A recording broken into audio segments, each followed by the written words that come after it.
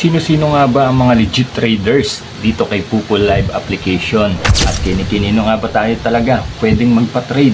Yan ang tatalakayan natin for today's video. At bago natin simulan yan, please make sure muna nakasubscribe ka and then naka-hit all the bell button ka para ma-notify ka every time na may bago tayong video na i-upload. Let's go! I got so much fucking design on right now.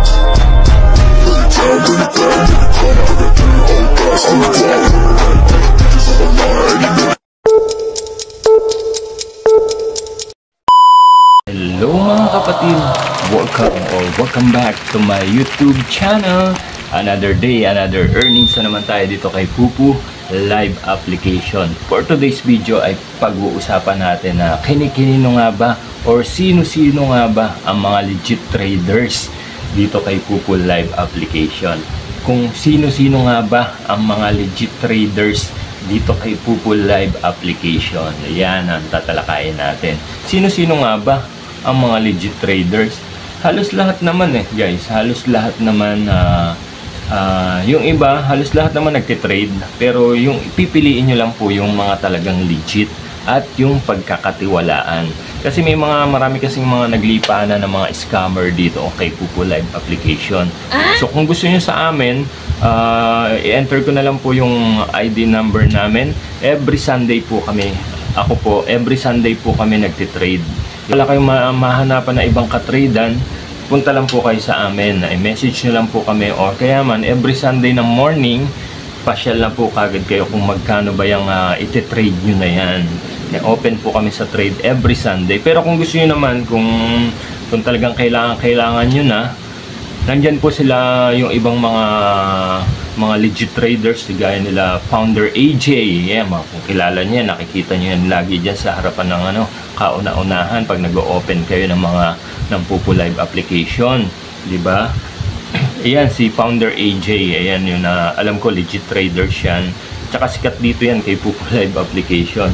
O kaya man kay Miss Zaini Agency. Kay Miss Sai. Ayan.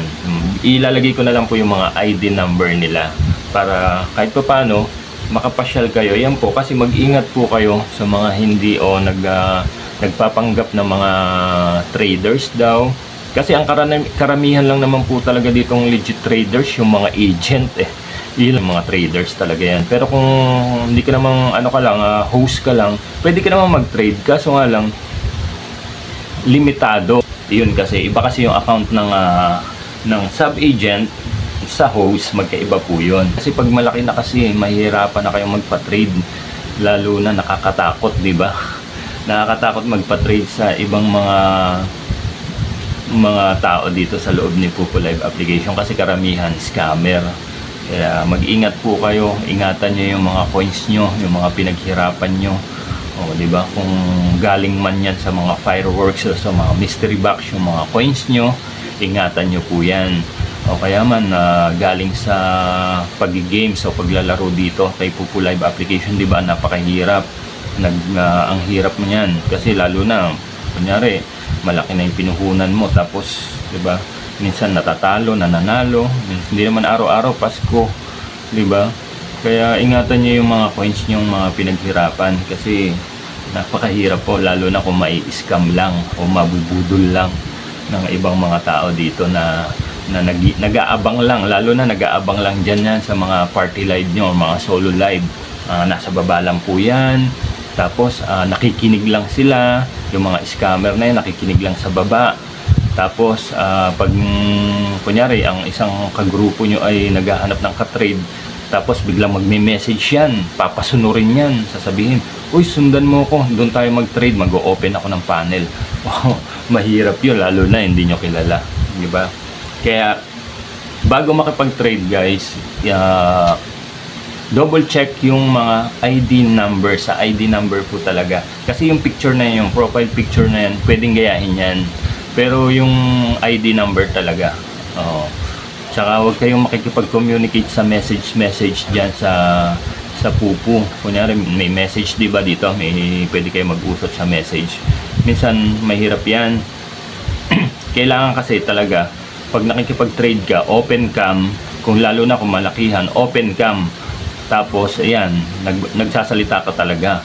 Hindi yung naka-close cam, tapos 'di ba? Patas papaunahin ka pa magbagsak. Yan yung mga papaunahin ka pa, pwede naman siya yung mga una. Dapat dito talaga kaliwaan yung pag-trade. Kaya sabi ko nga po, piliin nyo lang po yung mga legit traders dito kay Pupu Live Application. Yung mga mahawak ng agency, yan, lalo na yung mga mahawak ng agency, yan yung mga legit traders. Yan po yung mga pagkakatiwalaan ng mga traders. Yan. Pero kung ibang tao lang naman kasi na, kung host lang kasi, magkaiba kasi nga yung account ng ng host at saka ng sub-agent. Kasi ang legit traders talaga dito, karamihan sub-agent. Yan. Kasi anytime pwede silang makapag-convert or pwede silang mag-transfer, o kaya nga pwede kayo sa kanilang bumili ng coins. Direct na kagad yon, diretso na kagad, ibibigay nyo lang yung ID number nyo. Kung gusto niyo mga coins trader yan. Iba yung traders, iba pa din yung coins trader. Ganun lang. So piliin nyo lang. So mag-ingat kayo, doble ingat, lalo na't ngayon malapit na magpapasko. Marami pong mga nakaabang na mga scammer dyan, lalo na sa mga loob ng mga panel nyo. Ingatan nyo, piliin nyo lang yung mga pagkakatiwalaan at i-double check yung ID number. At pag nakikipag-trade kayo guys, wala pong OTP na kailangan kayong ibigay. Tandaan nyo, wala kayong kailangan ibigay ng mga OTP or mga password na hinihingi, kasi baka ma-hack yung account nyo. Lalo na mahihirapan kayong maibalik yung anyong account, kasi ang bago maibalik yan, marami pang proseso. So may message ka pa sa customer service kung bakit nangyari. Mahirap kasi minsan busy din yung mga customer service, minsan 1 week or 2 weeks pa bago nyo ma-resolve inyong mga account, yung mga na-hack. Kaya huwag kayong magbibigay ng mga kahit anong information or details na sa inyong account, di ba? Yung mga OTP na kaya yan, yung mga sinasabi ko. Kaya piliin nyo lang, ingatan nyo lang, mag-ingat kayo, doble ingat ngayon, paparating yung Pasko't Bagong Taon, mga naglipanan na talaga yan, yung mga budolero at budolero, hindi lang lalaki, pati babae, may mga scammer din dito, pati pati may mga bakla din, hindi ko naman nila lahat, pero halos karamihan yung iba. O kaya kung gusto nyo naman yung mga kagrupo nyo yung mag-trade sa inyo, o kaya man yung inyong sub-agent.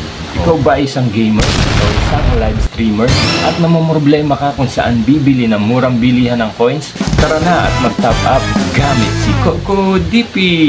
Pumunta sa shop nila? I-click nyo lang po ang mga link na naka-pin comment sa description down below. Agad-agad ay bubungad na po kagad sa inyo dyan yung mga top sale, direct top up na bagay sa mga gamer na mahilig sa Mobile Legends, PUBG, Genshin Impact at marami pang iba. Kung ikaw naman ay isang live streamer na katulad natin, piliin nyo lang po kung anong application ang ginagamit nyo dyan. Dyan po si Bigo Live Application, si Pupu Live Application, si Imo, si Star Maker, si UpLive, si Miko, at syempre nandyan din po yung nag-iisa nating si Chamet Application at si Sugo Application. So piliin nyo lang po kung anong application ginagamit nyo dyan para makapag-top up na po kagad kayo gamit si CocoDP.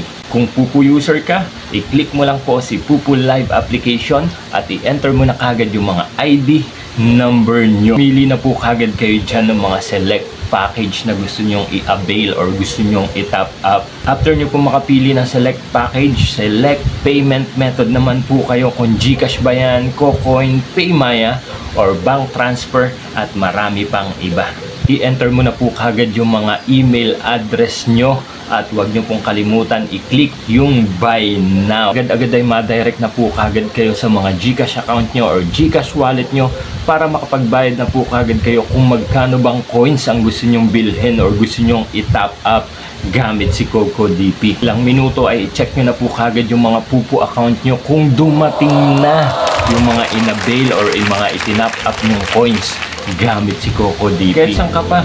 Dito na tayo sa nag-iisang legit 100% fast transaction, very affordable, murang bilihan ng coins.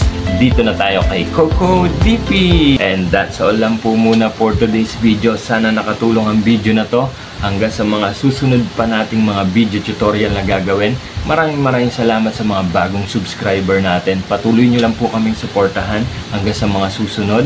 Maraming salamat. Salamat sa pagtanaw. Amping!